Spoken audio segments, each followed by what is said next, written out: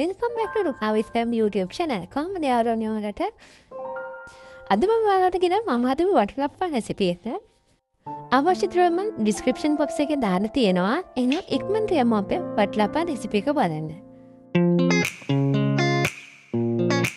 මෙතන මම හකුරු කිලෝග්‍රෑම් 175ක් වගේ අරගෙන තියෙනවා.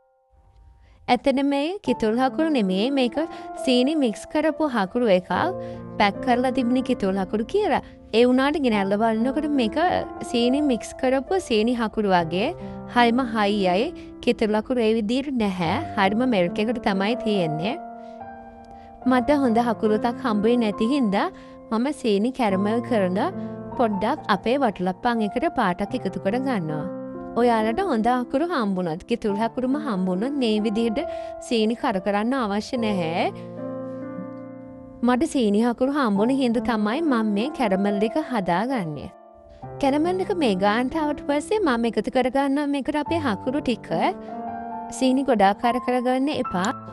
එතකොට තිත්තරහක් එනවා. දැන් අපි හකුරු ටික හොඳට තී කරගමු.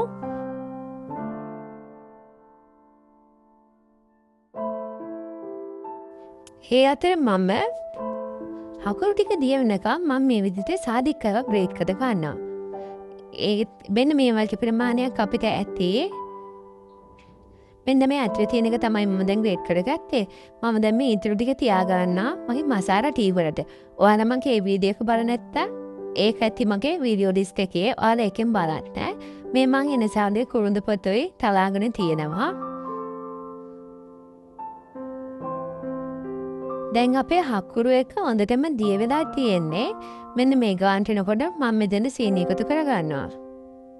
සීනි ටිකත් මේ විදිහට හොඳට දිය වීගෙන ආවට පස්සේ මම ඒකට එකතු කරගන්නවා. දැන් අපි තලාගත්ත එන සාලුවේ කුරුඳු පොතේ සාදිකයි.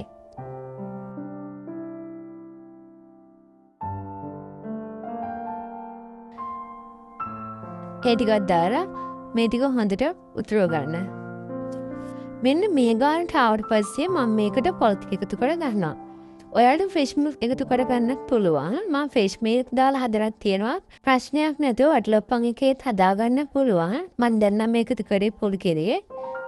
මේ ටිකත් හොඳට කලවම් කරගෙන මෙන්න මේ විදියට ටිකක් විතර උතුරව ගන්න. මෙන්න මේ ගානට ආවට පස්සේ මම දැන් ලිප ඕෆ් කරලා මේක හොඳටම නිවෙනකන් පැත්තකින් තියලා තියෙනවා.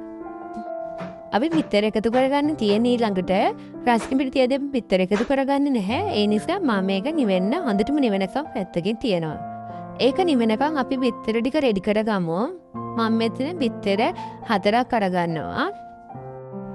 මේ විදිහට අපි පිටර ටික මික්ස් කරගමු.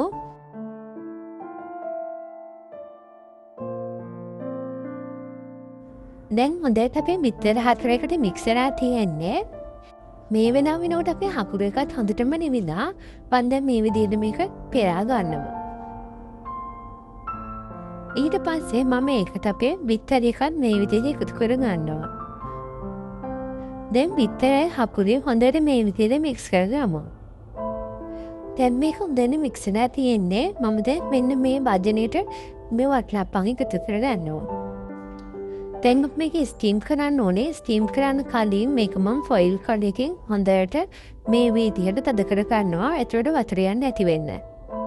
මම රයිස් කුකර් එකේ තමා මේක ස්ටීම් කරගන්නේ. දැන් මම මේ විදිහට රයිස් කුකර් එකේ මේක තියලා හුමාලේ පිටත කියන්නේ නැති වෙන්න මෙන්න මේ විදිහට පියනෙන් වහනවා. මේ තියෙන්නේ අපි ස්ටීම් කරගත්ත අපේ වටලප්පන් එක. මේ හොඳට පැණි බේරෙන්න මේක ඇවිත් තියෙනවා. ඔයාලට මේ වෙලාවේදී මේක උඩින් කජු ටිකක් එකතු කරගන්නත් පුළුවන්. බෑ මම ගෙදර පජ තිබුණේ නැහැ. මං ඉන්න කජු එකතු කරගත්තේ නැහැ. ගෙදර ඩම්බොක්ස් එකේ නේ වෙලාවට මෙන්න මේ වගේ දෙයක් ඔයාලට හදලා දෙන්න පුළුවන් නම් ඉතින් ගොඩක් හොඳයි. ඉතින් ඔයාලත් හදලා බලන්න. ඔයාත් මේ වීඩියෝ එකට කැමති නම් ලයික් එකක් දාන්න. මාව සබ්ස්ක්‍රයිබ් කරගෙන යන්නත් අමතක කරන්න එපා. වීඩියෝ එක හොඳයි නම් යාළුවන්ටත් බලන්න ෂෙයා කරන්න.